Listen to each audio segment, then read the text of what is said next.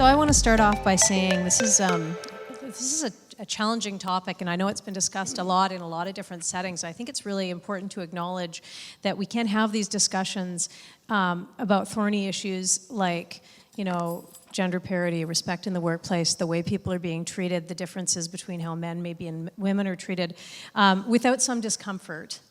And so I acknowledge that.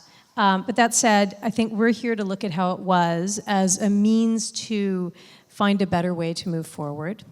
So we're going to try and have this panel and certainly not avoid any of the hard truths, but also try to get to how we want to see the future looking. And I'm looking across the stage here at this group of women, and I'm thinking this is kind of a waste of time because who would fuck with any of them?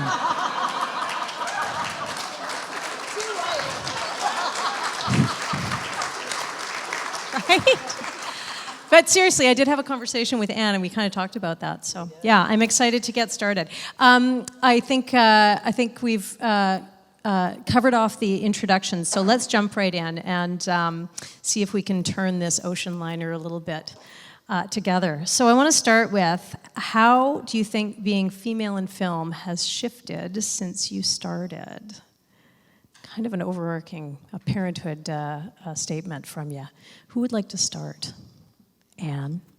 I knew she was going to do that. Because I was staring at Amy, and she knew I was just going to deke her out. Well, I started in 90. That's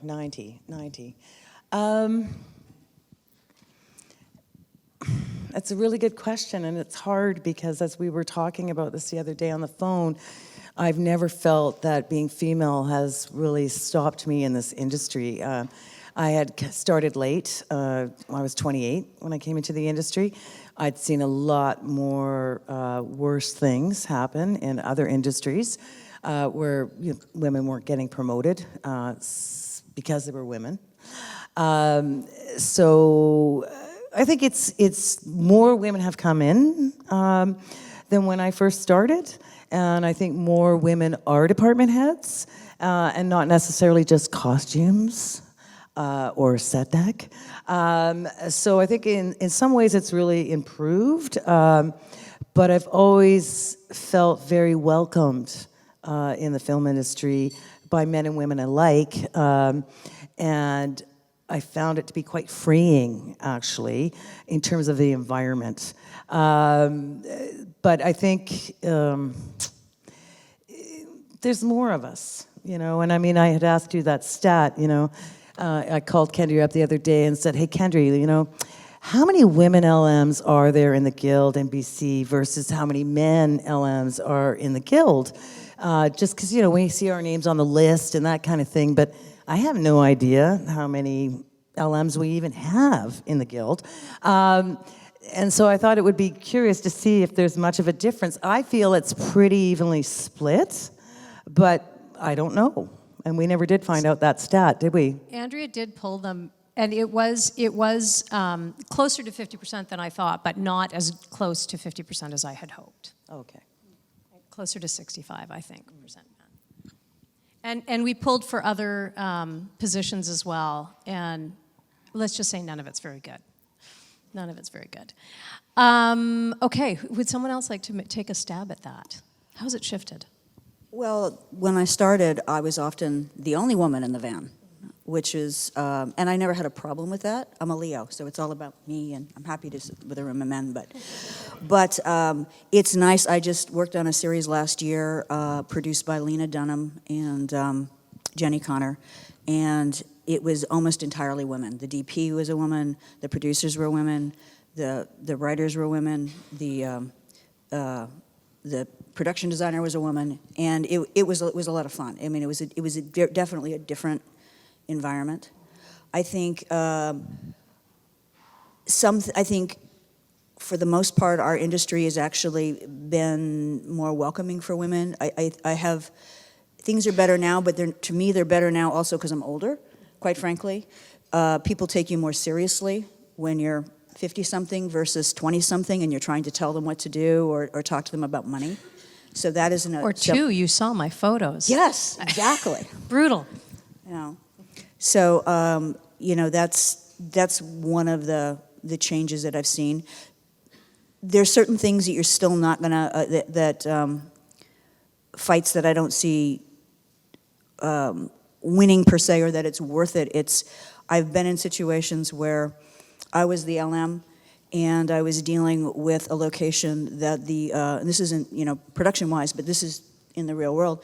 The owner was a very conservative, older Chinese man who was not going to talk to me for anything. He thought he was very old school. He felt that women were beneath him. So I sent my young assistant, who was a guy, to talk to him, because it's not about the ego. It's not about, well, I'm the manager, so he should listen to me. It's like, how do I make this deal? How do I make it work? So, you have to be flexible to understand my job isn't to change people's mindset or their culture necessarily. It's just to do the best job that I can. Yeah, it's the chameleon effect, right? Georgette. Well, I just think sometimes there are some arseholes, and that's kind of it, really. Like, Well said. I never had a problem. I was the first woman in security. I had a very kind of left-wing mentor.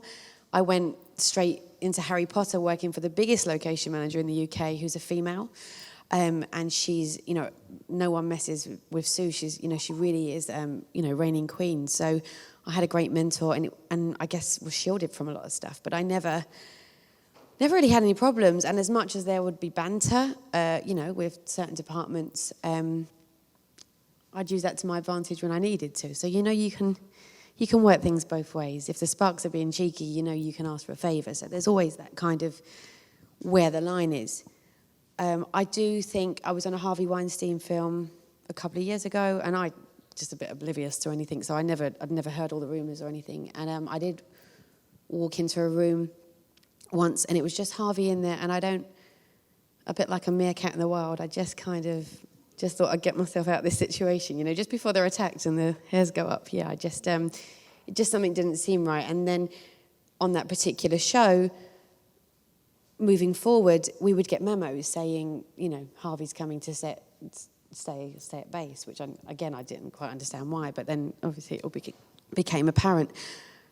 All of the Me Too movement and everything changing has had a very positive effect on my workflow. I get called more for jobs that I don't think I would have get called for before, but actually there's also been a bit of a backlash on that in terms of I quite publicly walked off a project with 9 of my team earlier this year, which had a woman director, woman DOP, was a female lead actress, and I felt like I was in the 1950s, purely because the group of men that I was working for, I don't think they would have hired a woman unless they were told to.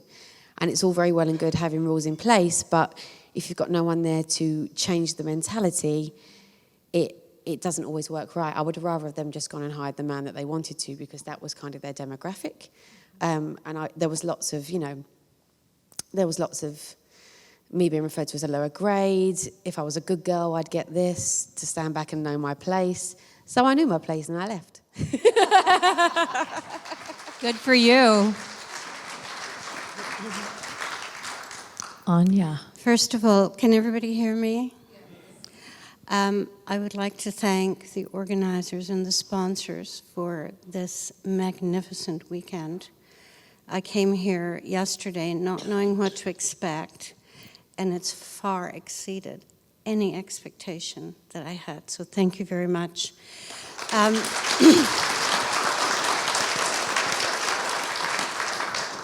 Also, I would like to encourage, I know John is, but I'd like to encourage any location manager or location personnel here today to spread the word to join the Location Managers Guild International. The reason being, it's going to raise the level of professionalism for location management, and it'll give more respect to the talent that's out there. We talked about the creativity. It's not basically a technical, which we've always been thrown against. And I just feel if everybody joined their strength in numbers, it's a tremendous organization, and I'm very proud to be a member. Now, getting back to things changed, I come from the dark ages, as you can tell by my hair, which is a Shoppers Drug Mart color. Changes every month, depend what's on sale. Anyway, I started out as a location manager. I did have theater experience. I was an actress, very bad one. Had a massive car accident, never went on the stage again, and then was enticed to go into locations, which was a new category in the Directors Guild of Canada. Because before, production managers and unit managers looked for locations as well as the director. So I became a manager in 1979 when I completed the feature film Prom Night, which was the horror movie with Jamie Lee Curtis. From that, I went on to The Littlest Hobo, which anybody who's Canadian was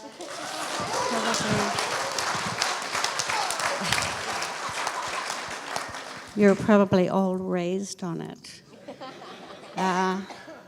I was 10 when I went into locations.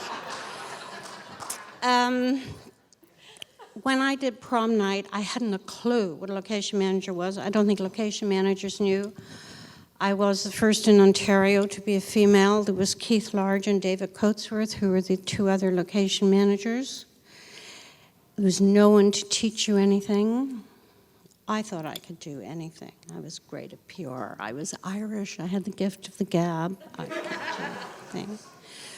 So I decided that, yeah, I'll call these people. They're looking for a location manager.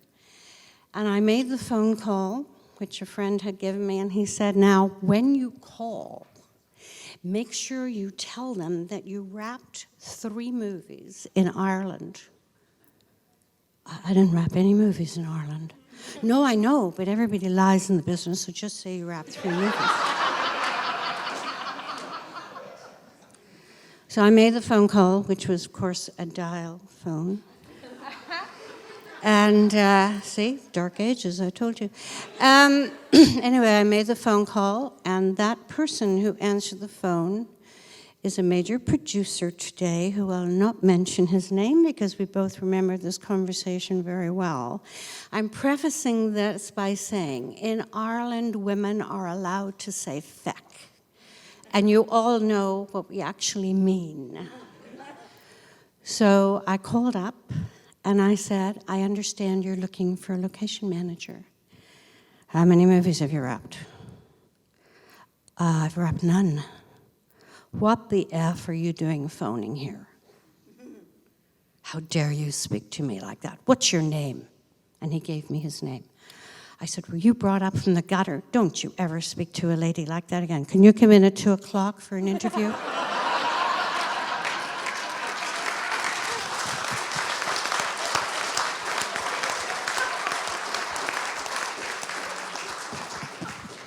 So I went in at 2 o'clock for the interview, and producers, which was the Simpson brothers, and they said, do you think you can do the job? Of course. Do you know what you need to do? No, but I'll figure it out. So I took on the job, hadn't a clue. Paul Lynch was directing. I don't know if anybody here knows Paul Lynch. Hello, darling. Have you found the psychiatrist's office yet? He's from Liverpool, by the way, but he spoke with an accent like that, which you'll appreciate. And anyway, I said, no, we'll use my husband's office. It's 1,500 square feet, and I know that because I had been an actress, I could read a script, I could read the geography, I knew about lighting, I knew about depth of field with cameras because I had an Nikon and I loved photography. So I had little bits that really did help me.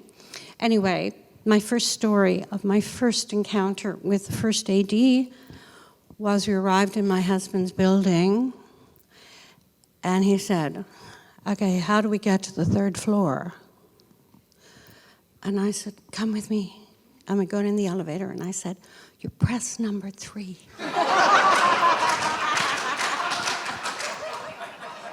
He said, how do you get to the 3rd floor? Well, you press number 3, and if the doors don't close fast enough, you press this button and they'll close faster. In the meantime, the crew started assembling outside the elevator, and he goes, how can we control the elevator?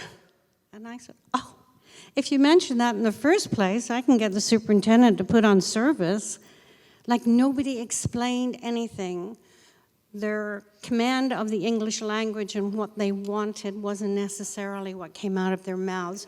Anyway, I completed prom night, and Paul Lynch and I had a few get-tos because I didn't know the protocol in filming. I just knew that when I worked, I respected people, and I didn't accept any bad language at all, or I didn't accept any bad manners, or any crew that misbehaved or whatever. You know, I was the first person that got butt buckets because everybody smoked, including me. And we'd put you get sand and put it in the bottom of butt buckets. Anyway, there was a lot of things that we did, but we had to do reshoots of prom night, and the Simpson brothers had to remortgage their house. And Paul Lynch called. It was about 3 months later, and he says, hello, darling. Can we use your car? And I had a duck egg blue Volkswagen at that time, Beetle. And I said, Paul, this is Anya. And he goes, oh, I know, darling. And I thought, oh, I thought he couldn't stand me. Yes, okay, so I actually played the bad guy in my car with a man's hat, man's gloves, and Henri Fix was the director of photography, and we took his camera with the stick sticking out the window of my Volkswagen with Paul in the passenger seat. And he would say, okay, so I want you to come down this road, and come really fast, and then slow down, and then take off again. So I did that about 10 times, and that scene is in the movie. But anyway, getting back to, the issue here. When I started out, there was probably, I'm guessing, 5% women on a crew. And I suppose because with eventual experience and getting to do the job better, not that I was ever any good at it, but I could fake it.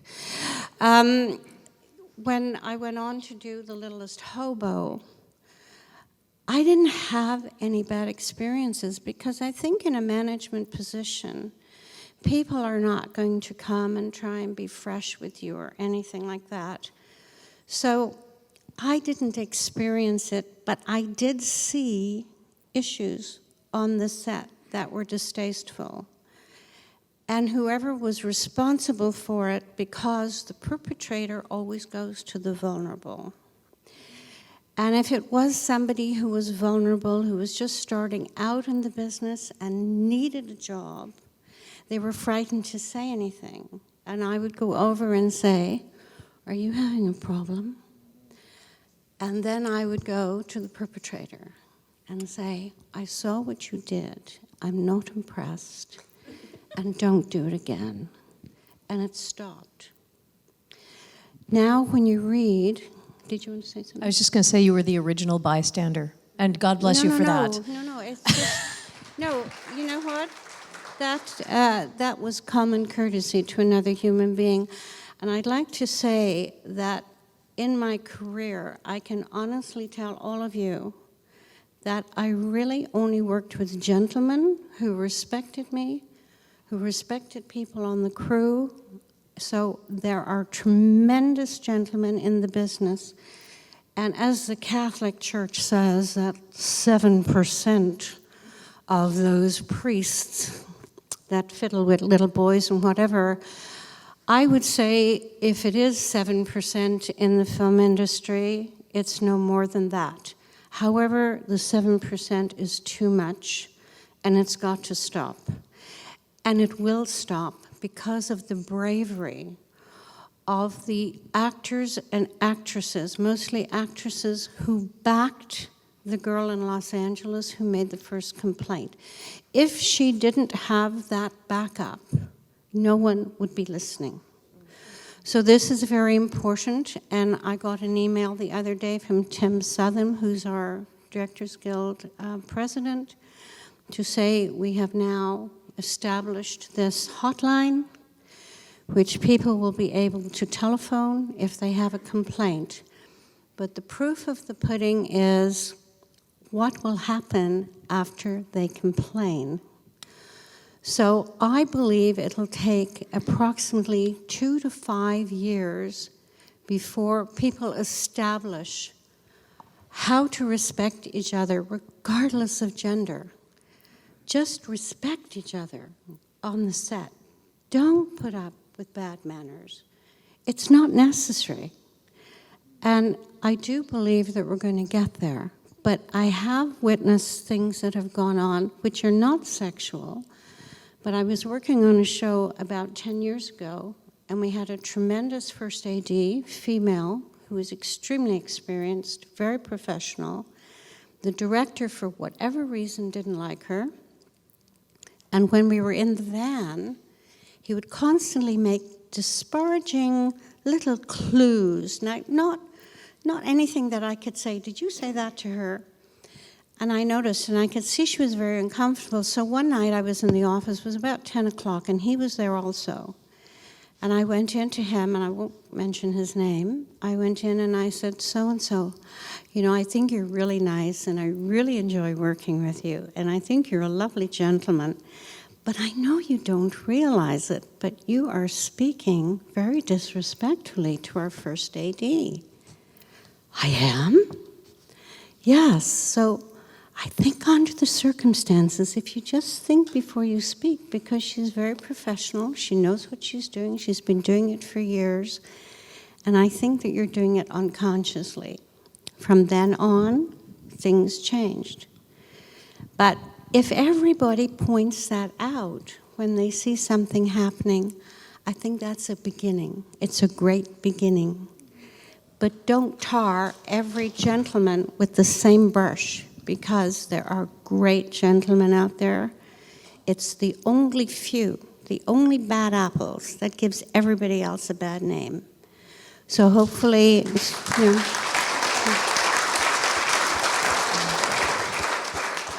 hopefully within the next 2 to 5 years, we'll find a complete shift. And I see that there is a shift now with females, with the percentage of females and males on a film set, and that's a joy to see. All incredibly well Thank you, said. everybody. Tomorrow we'll be setting up a workshop with Anya. She'll be teaching young females how to take care of themselves in the industry. It's quite a highly priced course, though. Amy, do you want to comment? I know that's a tough act to follow, but do you want to comment on how things have changed? Can you hear me? There we go. How things have changed. Less in regards to just location managers and directors, but even overall as a crew. When I first started, all the grips were men, all the electrics were men. Men were in most of the higher positions. There were some women. And now you get such a nice mix of it, where everyone, sorry, I have a little bit of a sore throat. You get a nice mix of it with everyone being able to kind of do and pursue whatever role they want to take. And I think there's a lot more acceptance with that. And it's nice to see so many more women in upper positions. Yeah, it really, when you change the balance and dynamic on the set, it really makes a huge difference, doesn't it? For the purposes of this next question, we're going to assume you all have a daughter or a young female loved one in your life who wants to get into being a location manager. What advice do you have for her? Who'd like to start? Go, I Amy. do have multiple daughters in varying degrees in my life.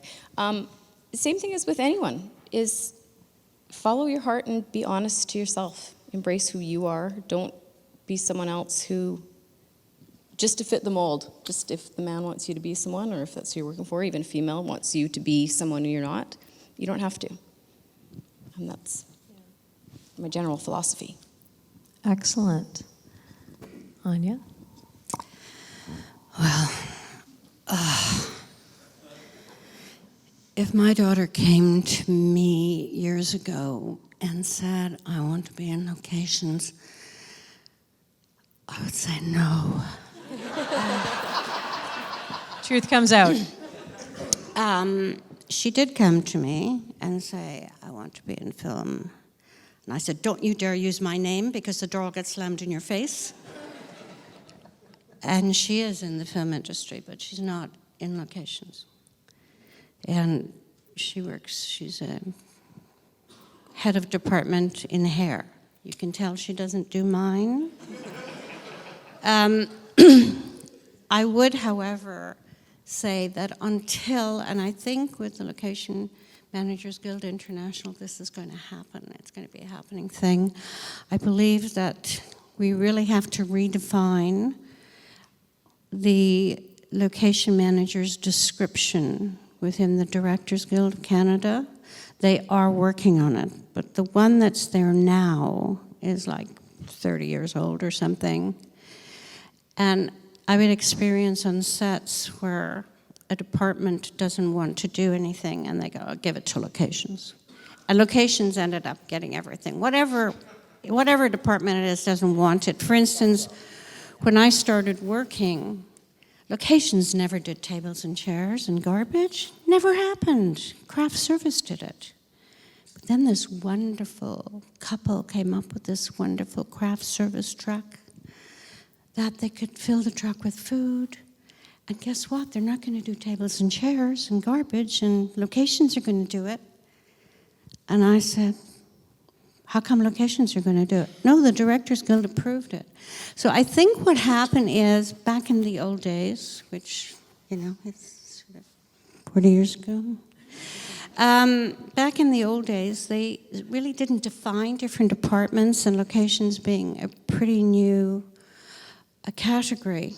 It wasn't defined enough. So about 20 years ago, I had a call from Ottawa, from a government department, saying they were having a weekend seminar to determine what the job of a location manager was, and could I be a speaker there.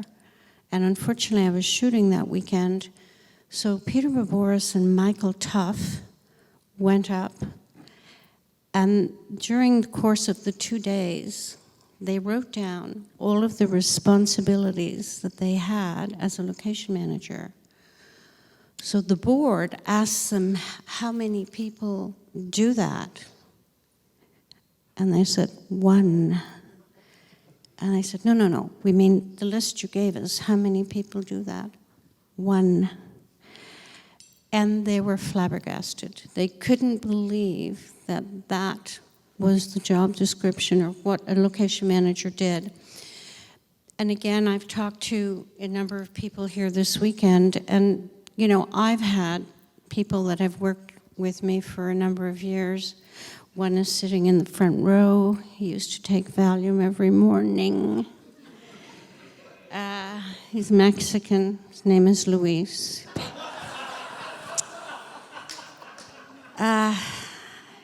He couldn't stand my temper anymore, so he quit.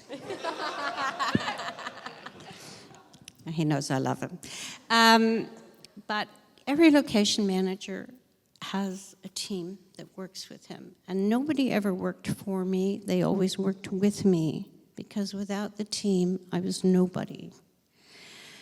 However, there's always somebody on that team, usually the ALM, that goes, I could do that better than her. And you can see the attitude change after a few years. Louise did it every day.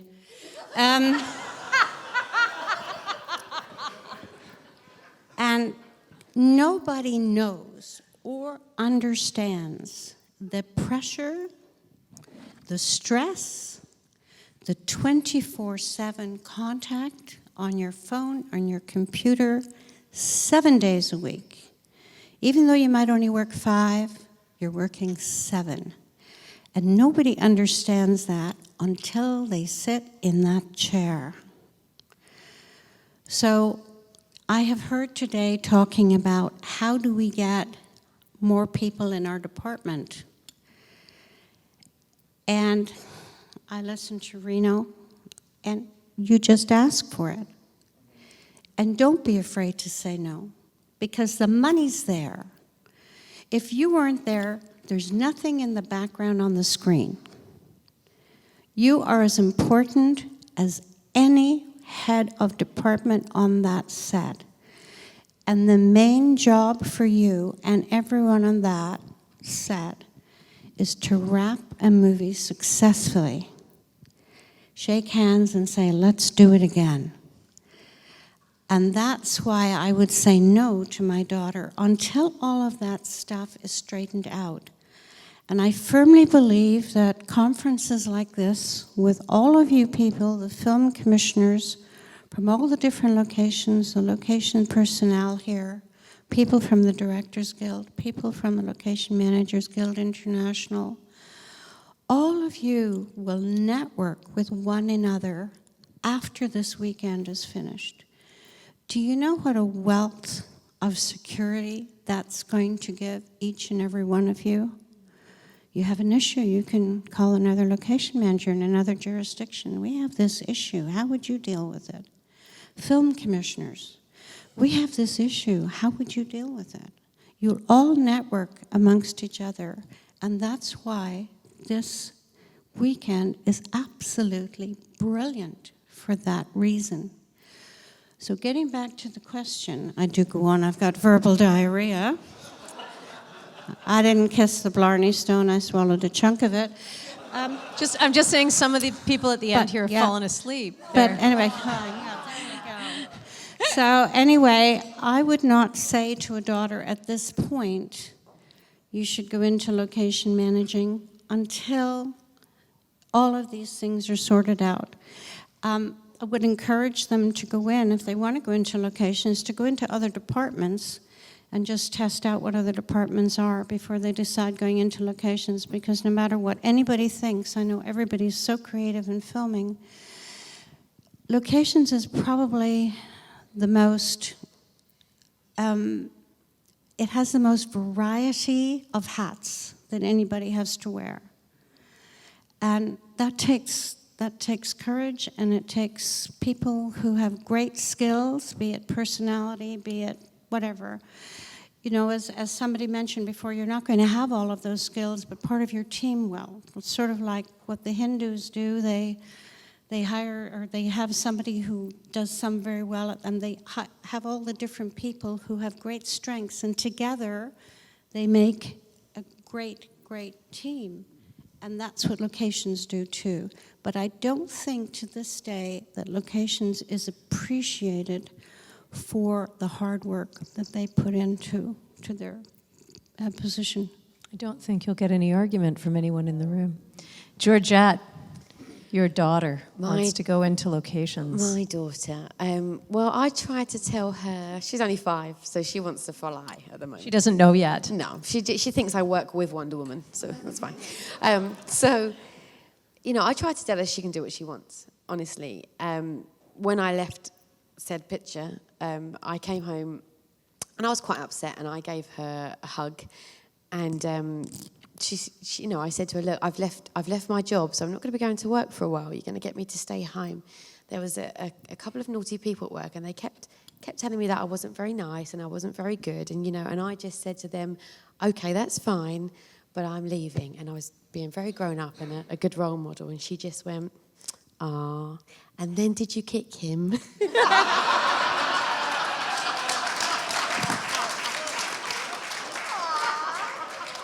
I think she's going to be fine.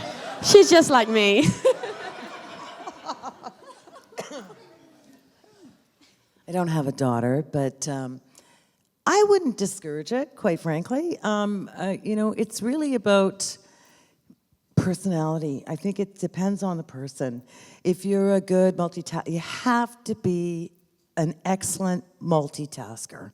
Number one, you have so many balls in the air all the time, and you have to be able to communicate. And you know, it's a great job. To see all kinds of places and inside of all kinds of industries that you would never, ever getting a regular job. That's what I've loved about being a location manager.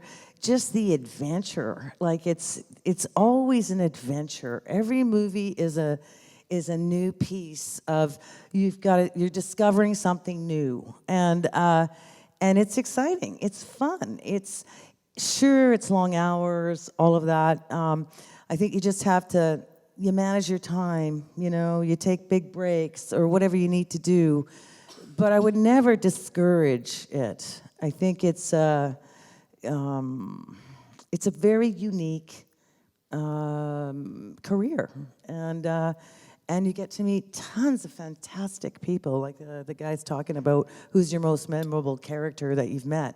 And usually it's not someone that you're working with on the film set. It is someone that you have met through filming. Like for me, it was being on the Hutterite colony. And George, man, he was my guy. And the Hutterites were the coolest people. I learned so much. So I would never discourage it just because she's a woman either. I don't think it makes any difference. I think all of these women up here are very strong personalities. We would definitely go tell people where to go. Would you kick in them? a nice professional way? In a nice professional way. But that you start learning that when you're a PA, a location PA. You're the person that's trying to enforce the rules or stop the guys from drilling into somebody's ceiling that you don't have permission or whatever it is. And I encountered that a lot when I was the PA, and I was just like, no, that's not happening. Great, go get your department head. I don't care. Let's have the conversation. So I think I would never discourage just based on, they're a girl. I would give the same advice to if it was my son, who is in the film industry, unfortunately, not in locations. So yeah, I think it's a great career to pursue. I really do. And also, I think film people they're interesting people. They all have their own passions outside of the industry. And, I love the effects guys and the stunt guys, and they just do cool things, So you learn every single show. Any advice for your niece or daughter, Stevie? I would definitely recommend this as a career. I think it's a fantastic career for women. I think it's one of the few, not few, but it's a career in this business that there are no limitations. You're seeing more grip in electric, but there are some physical limitations to those kinds of jobs that you don't have for a woman. We have some of the best location managers in the world. Top are women. Janice Polly is a woman. Emma Pill, who got main title credit for Spectre. Her and her department, which is like the first time I've ever seen that, women. So there's no barriers as far as that goes. What I would say is there's often a salary difference, and I think part of that is women, and the advice I would give is you need to learn to ask for what you're worth, and have the strength to ask. So many times we're so grateful to have a job that we don't ask because we're just grateful to be there. And the Bill and Melinda Gates Institute just did a study. They have a big initiative on raising women's status because that tends to raise whole communities. And they said, the interesting thing that they found is that when applying for jobs, if a man meets 40% of the qualifications for a job, he says, I'm it. Yeah, I can do it. Hire me. Women tend to wait till they feel that they have at least 80% before they have that confidence, for better or for worse, to go in and say that job. So you need to have a bit of balls, and take something from our brothers and step up and have the guts to ask for what you want or what you need. And I think sharing information about what those salaries should be too is really valuable for people in the community to share who's making what, so that you have the backup. You have the confidence to say, this is what the job is worth and this is what I'm expecting to get paid. Yeah. That's fantastic. Did you want to add something? Can I just say that when I started out, I was given, a good salary. All through my career, of course, you get higher than scale, depending on what your level of experience is. But my credit was either after the production manager or under the first AD.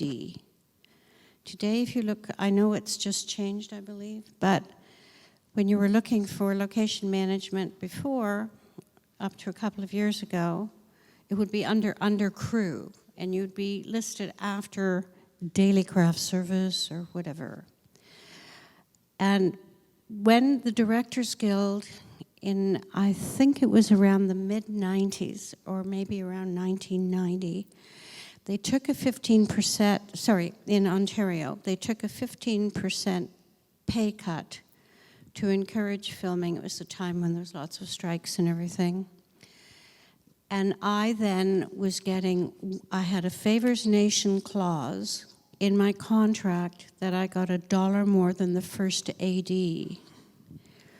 Right now, I believe the difference in a location manager's base scale rate and an AD's base scale rate is $400 or $500 a week.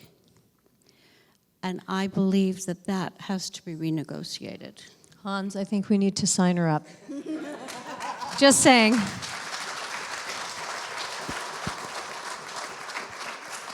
Just as a brief follow-up, do any of you have any advice you would want to share with a young man who is getting into the industry in terms of how they interact with your daughter? I would give the same advice we give our boys, which you treat them with respect. Respect everyone. Yeah. That's how Okay. they're raised. Well, shouldn't it be as a question indeed, right? So in the wake of Me Too, what values should the female film leaders of today and tomorrow be focused on? What suggestions would you have for them? Amy's shaking her head. No values. I have no values. I have no words. What values?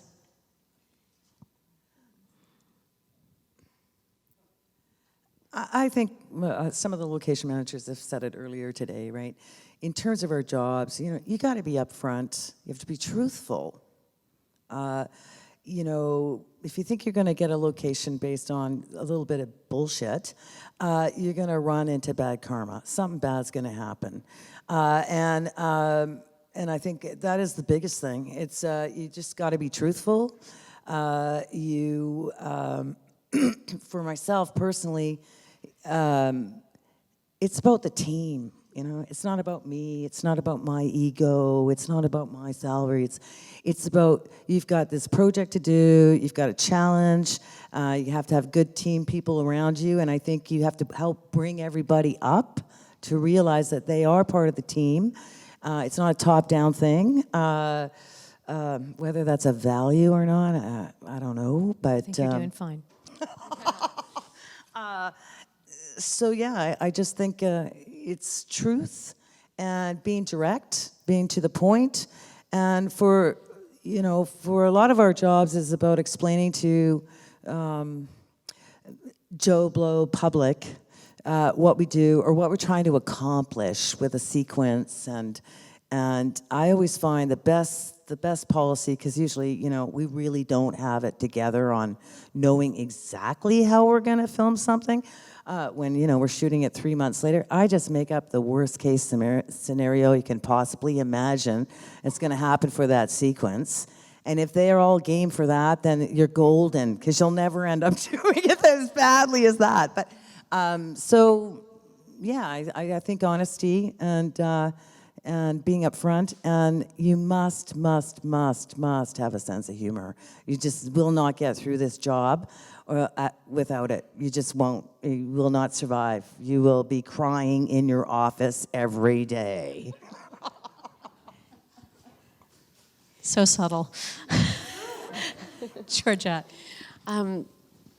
Just not to take it too seriously. It's what I try to say to my guys all the time. I've had 2 kids. Everything for me, I'm at that place now where it's, a bit like Mike, but I've still got a long way to go, so I should learn to button it sometimes. But I'm a little bit like it's not life and death, and I do try to think before I speak, which doesn't always work. But I would say just to calm down. My guys, they take things so literally, they get really worried, and it'll all be all right. We've done the dance a million times. It always works out, and it's just not to panic, because when you panic, you make mistakes. And when you panic, you tend to work longer hours because you're trying to solve problems, and it's counterproductive. So I'm always saying, slow down, take a breath, recheck your work.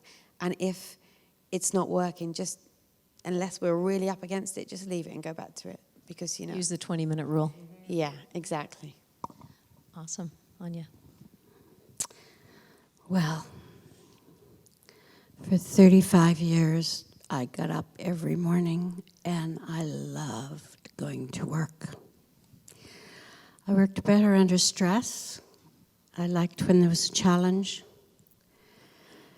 You get to see so many different things that the general public will never in their lifetime will see what you see. You're privileged to see areas that the general public don't get to see. For instance, you can travel in aircraft, be on a submarine, be on a ship, see the engine room, you name it. Go into museums, behind the doors, behind the scenes. I mean, we're so privileged in our job. And here's the great thing. We meet new people every day. So it's really nice when you can talk to people on their level. And you learn so much. Every day I learned something.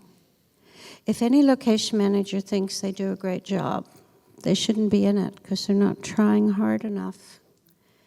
It's like when you're an actor on the stage, you think you've done a great performance, you're lousy.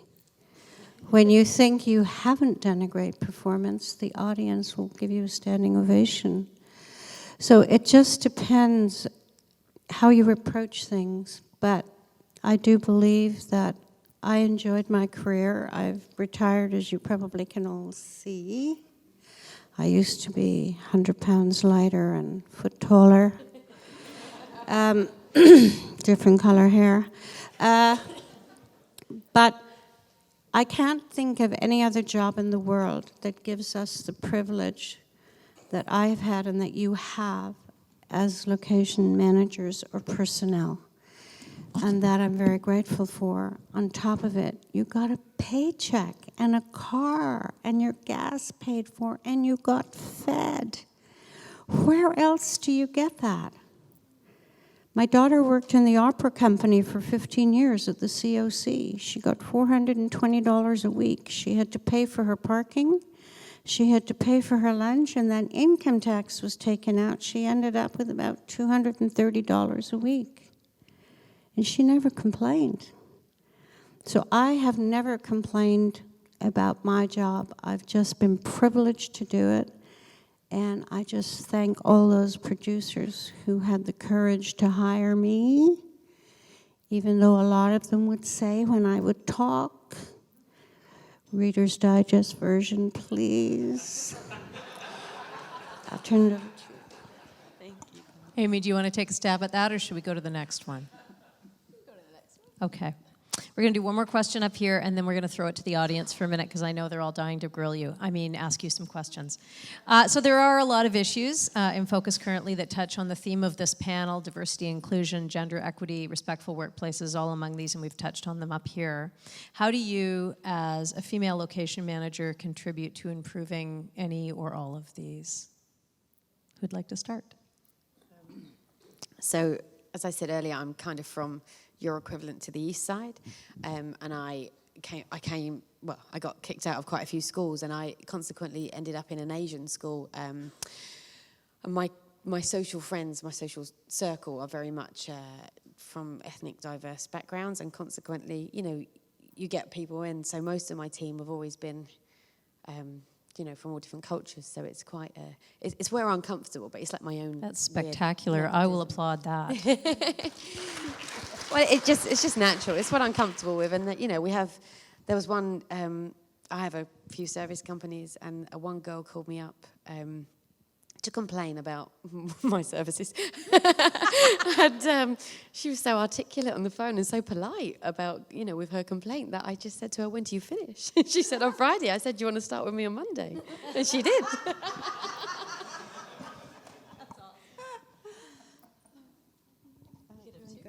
No, I don't want to. Again, sorry, I didn't quite hear it. How are you contributing to improve these situations, diversity and inclusion, gender equity, respectful workplaces? Well, I retired 4 years ago, and as I said, a lot of champagne's corked popped. And they said, thank God she's Can gone. she say that? We're videotaping this. Jeez. And I goodness remember for editing. Adam, I don't know if anybody knows Adam Haight. I know that you two do. Adam's with Shaftesbury Pictures. And has anybody heard of a director called Don Shabib? Okay, so Don Shabib, Adam and I are going to see a lawyer's office that is in operation. You're never going to see it 2 o'clock in the afternoon, fully operation, very high-profile lawyer's office in Toronto. And I get in the elevator and I say, gentlemen, behave yourself in this office, okay? Because it's fully operational. I don't want anybody disturbed. So just act very nicely. What's your manners? And Adam said, God, I can picture you in a walker doing the job. So when the doctor recommended I would get a walker, I retired. So I have no advice because I won't be going forward. I have a reservation at the Underground Hotel. God knows when that's going to come. So I want to enjoy my grandson, who's now 8. I've got 2 that are 29 and 28, and then I have an 8-year-old. So my dedication is to him, and then if people need help over the phone, they can call me anytime. I'll make suggestions, whatever. But actively working, I have a gammy leg, actively working, I won't be doing that anymore. So I think, okay, I hear the champagne, the coaching. I'm going to continue preaching. Okay. Go, Stevie, go. I think one of the hard things about our job is mentorship, effective mentorship. Matt Palmer has talked to me about this, about the need for leadership training. John Rackett just talked to me about the DGC Ontario is doing leadership training. It takes a lot of courage to be a department head. It takes a lot of courage, I think, to we tend to, the shows that I've worked on lately, we have a lot less experienced people because we have a smaller crew base where I'm working in the San Francisco Bay Area. So we have very eager, smart, young location professionals, but they don't have the miles and experience that you would necessarily want for our show. So, and we're stretched thin. We can't babysit them every step of the way. You've got to do your best and shove them out there. And then you've got to be strong enough to let them make mistakes and not throw them under the bus and help them learn. And that takes, that's hard. That takes, to have those conversations with your producer, whatever it is. Yeah, this was a mistake. Yes, this is like the teachable moment, and they're going to be better and they're going to improve upon it. But you can't, there's such a pressure, I think, in our business. Nobody wants to look bad. No department obviously wants to look bad. You want everything to be smooth, but you also have to be relaxed, confident enough that at the end of the day, if everyone's safe and if production didn't stop, if you got some bobbles or some mistakes along the way, it's all right. It's going to be okay, and your team is going to be better for it as long as as you're supportive of them. Well said. I'm going to go back into locations only if I can work for you guys. Anne, do you want to take a crack? Okay, what was the question again? I'm sorry. We're just talking about how you're contributing to the issues of diversity and inclusion, gender equity, respectful workplaces in your workplace. Well, I hope You've stopped saying fuck, right? I hope no. I lead by. I hope I lead by example. That's always kind of been my goal. Is to lead by example. So yes, sometimes, I do my little flip out on the desk because, oh my God, they changed the goddamn scene again. I do my flip out, which is the F word very loud, and then I'm good. Then I move on. But I've always kind of been like that because for me, it's the team. It's, as someone said earlier, I mean, your department only performs as well as the team that you have put together. And if you're leading by example in terms of, I tend to go to bat at PMs about my team's rates, about their lunches, about the cell phone, about the bloody gas, everything. I put it all out to them before these people even start, so that if there's an issue, then let's talk about it right now. Yes, they go in, they can negotiate their own thing, but they know what the base of what it is.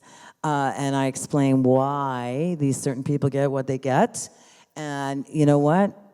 They're not getting what they get. Guess what? You don't get Aine Goobie. So I think it's really important to protect your team. And you want to do the best for the movie. You want to have your team respected, your department respected, but you also want your department to be kick-ass. They've got to be able to bring the goods.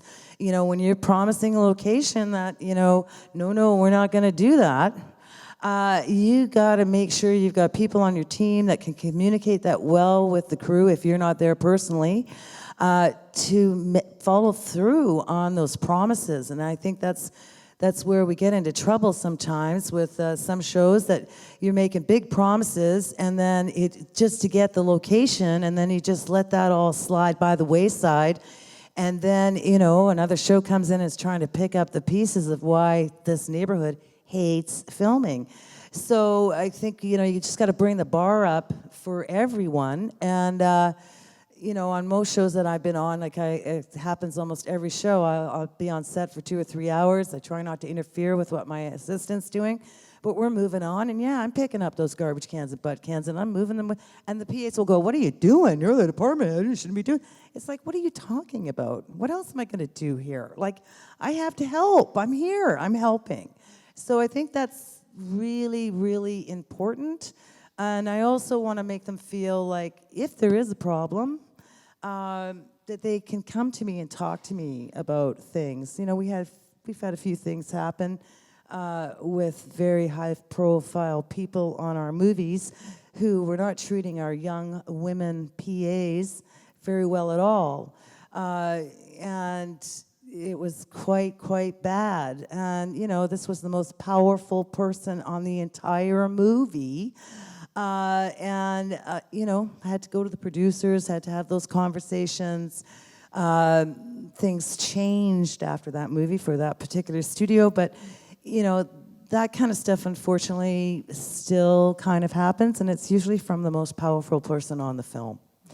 I haven't seen it lately, but, you're always on especially with the newer PAs, they're very green, they're very idealistic, and you don't want them to be taken advantage of, and sometimes that is still occurring, and you just got to have your eyes open for it. And fortunately for me, the ALMs that I've had, they have their eyes open for that. They see it happening and they try and nip it right away. So it's just really, really important to not protect. Well, it's about protecting your team, but it's also about the buck stops with the department head, and you got to stand up for them.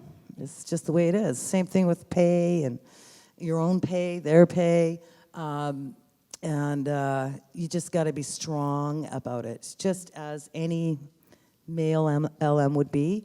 You just got to put it out there. Georgette or Amy, anything to add before we throw it out to the audience? I would like to follow up with what you were saying in the sense of empowering the people at the bottom, the PAs that are starting, the females that are starting.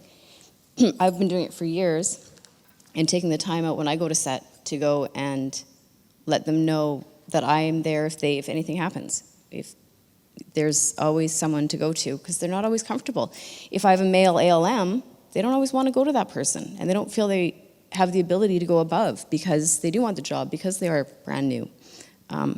So I've always had those conversations about safety, being left alone on a corner. If it's night, if you're not comfortable, walk away, let me know. And my phone's always there for them. That's great. Good leadership. Do we have a question from the crowd for this fine group? Up front here, Mike Fantasia. Perfect.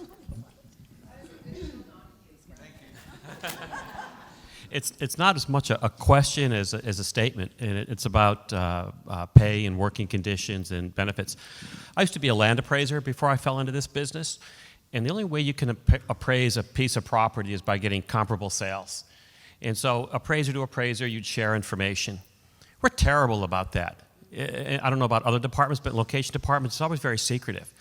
And you know, I tell people, I'm happy to share what I make. I'm happy to share what my deal is. I'm happy to share all those deal points, because the only way any of us are going to be able to go to a producer and say, I want X dollars, because Mike Fantasia is making that, and I'm better than him. And we have to be able to do that. We have to be, and some people just won't share that information that's so secretive, and it's like, it's just money. It's just kit rental. It's just, you know, uncapped boxes and things like that. So we all have to do that. We all have to help each other in that respect. And I think once we start to do that, and we start to do that more globally, everybody's going to be uplifted. Our conditions are going to be better. Our salary is going to be better. It's going to be more comparable to a first AD, and we're all going to benefit from it. So I encourage you all to do that. Can I just add to that? So something very similar went on at home last year, and we, at the time, we were negotiating for the unions, and we'd never had overtime. It's never been a thing. Our union's very different back in the UK, and I took over as chairman co-chair last year. And what we did, because we were renegotiating the feature film deal, our overtime was going to be structured on our time and a half. For once, it was going to be structured on our hourly wage. So everybody submitted their data to a website, and we consolidated a rate card for the first time. So if anybody wants to see what the UK makes, it's on the website called BECTU, BECTU. It's on the BECTU website. There's every rate, every grade from TV to film, and what the baseline for that is. But you get paid on an hourly. No, we get paid on a weekly salary, but our overtime is judged on our once we go into overtime, it's on our hourly pay. So it had to be set. Fantastic. Yeah, Teamsters 399 also is online. They have a rate card that's online. It's scale, but they're very, very open. One of the things that the LMGI's goal is we are an international global community. We're a rolling tribe of people. We have members who belong to many unions and members who belong to no unions at all.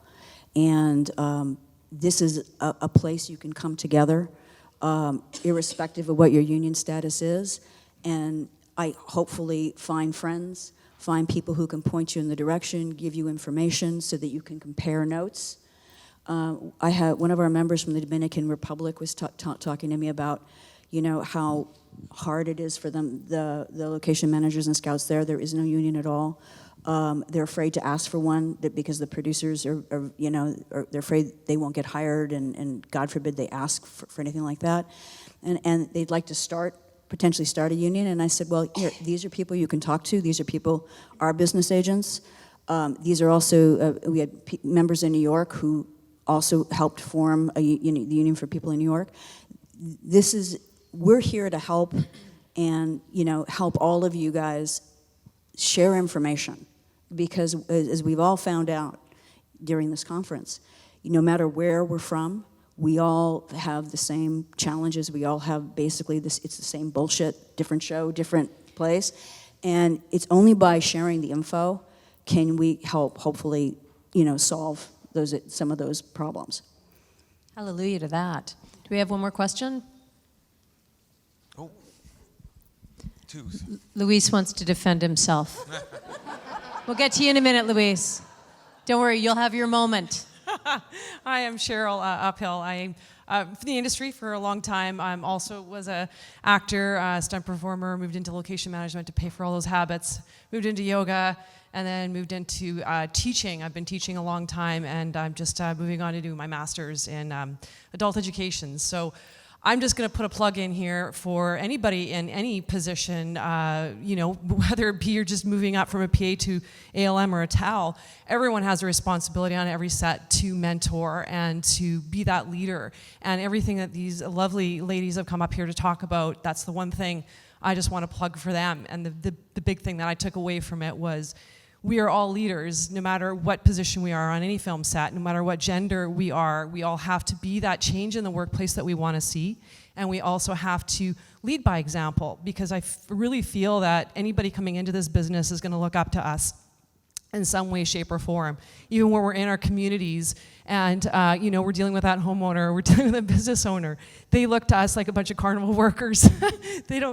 They don't really truly know what we do and how we do it. So the only way we're going to change that perception is by being that example of what we can do.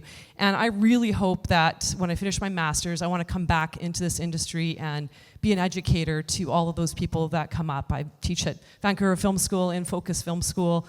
I'm out there doing the best that I can to really push that thought forward. So thank you, ladies, for saying what I was thinking. Thanks so much. Thank you, Cheryl. Your moment is here, Luis. Luis. Oh, Luis. I'm the Mexican.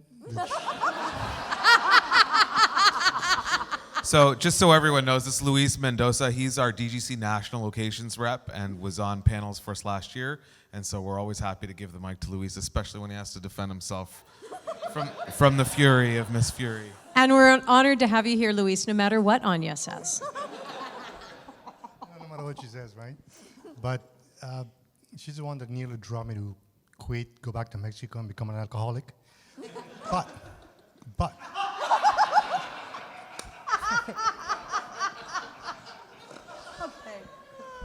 I have to say, Getting late, isn't it? a little too late.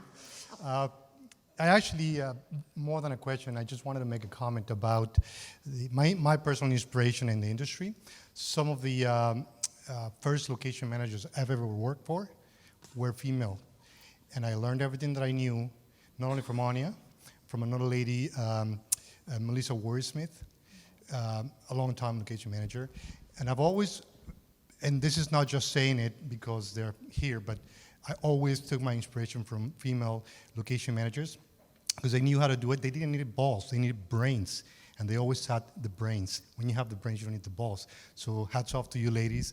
All of you have so much to teach us. I look at everyone like you, like Gina, Victoria Harden, who's now staff at DGC, but used to be a location manager. Strong, courageous people who actually led the way. And I just wanted to say hats off to you ladies. Thank you so much for teaching us so much. Thank you.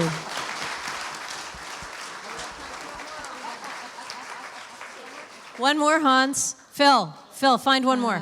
I'd like to say something. Yeah. Uh-oh, we're in trouble now. I wish I had his hair. I told Luis I'd break his legs if he didn't say something nice. So now he's going to have broken legs. Alcoholism, he had that way before I met him. Wow. Sean Flynn. Hey guys. Hi. I just want to say that I've had the wonderful experience in locations to work with the strongest women in film. People like Kendrie, people like Aine, very briefly. But I think you are all very good role models, not only for the women, but also for the men that work around you. You set a bar that we always reach for. And I think that going forward, bringing up more women, and I see them all around this room and on our sets, that are supporting that bar that you all set. So I think the big thanks needs to be to you.